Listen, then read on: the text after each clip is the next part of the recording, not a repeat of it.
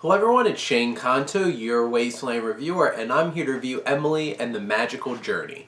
And this is about a young girl who's been disconnected with her mother after the passing of her father, and her mother stopped writing her fantasy books, and Emily finds herself into the fantasy world of her mother's books, met by a particular kind of fairy and a large creature, and she has to find this crystal to put back at the top of this castle to bring life back to this world.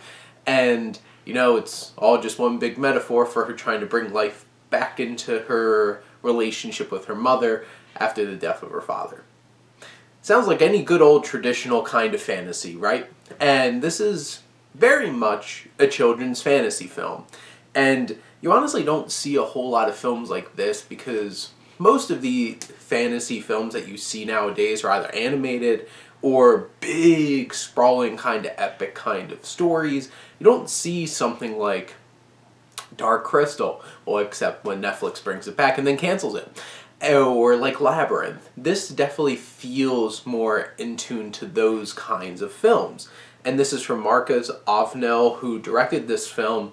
And it just kind of feels like there's some magic and wonder at points. The music really fits well. You can tell that the performances and what they're trying to do, from like Jenny Lampa, who plays Nightingale, who's the kind of fairy in the story, it's very much trying to bring inspiration. And the tricky thing is, you can tell this has a really small budget, so a lot of the times it's focused on like this small little tree getaway that this fairy and creature have. You're in a field with a bunch of random old guys trying to hunt down like magical creatures and monsters, which is odd. And then big sprawling CGI field. And that's about it. Oh, and like a really weird CGI cave at the bottom of a well.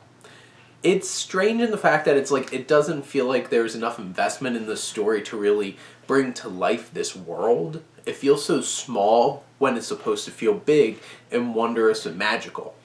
And that takes away. But the actual creatures, there's a lot of practical effects, and they're very akin to Dark Crystal and Labyrinth, and they're cool. They look cool.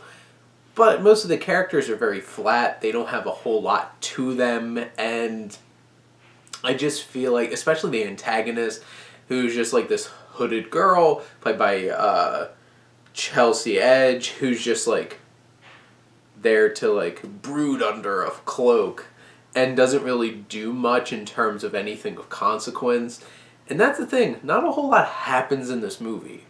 This is like an hour and 25 minutes of not a whole lot of things happening.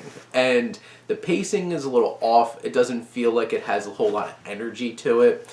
There is some magic, there is some sweetness to it. I think kids will enjoy the magical aspects of it, the creatures. And it's very on the nose, very specific in terms of the themes it's talking about, like I alluded to at the beginning of the video. And some of the stuff doesn't, like, there's not a whole lot of explanation, doesn't feel like it's make a whole lot of sense. Certain things don't feel really relevant to the story, and which is sad for something that's like an hour and 25 minutes. I feel like this could easily be shorter, and that's a problem, because how much shorter are you going to get with a feature-length film? But in the end, I feel like Emily and the Magical Journey has a little bit of magic, a little bit of fun, but doesn't feel fully experienced, doesn't feel fully realized in what it's trying to portray in terms of this fantasy adventure. There's definitely not enough adventure in this so-called magical journey. But in the end, I feel like younger audiences might get a decent amount out of this. As somebody who's not a younger audience, I don't feel like I got a whole lot out of it. But I can respect the practical effects and a nice little committed performance from Harriet Slater, who plays Emily of the story. But those are my thoughts. Let me know what you think. let's talk some movies. But thank you as always for tuning in and supporting your Wasteland reviewer.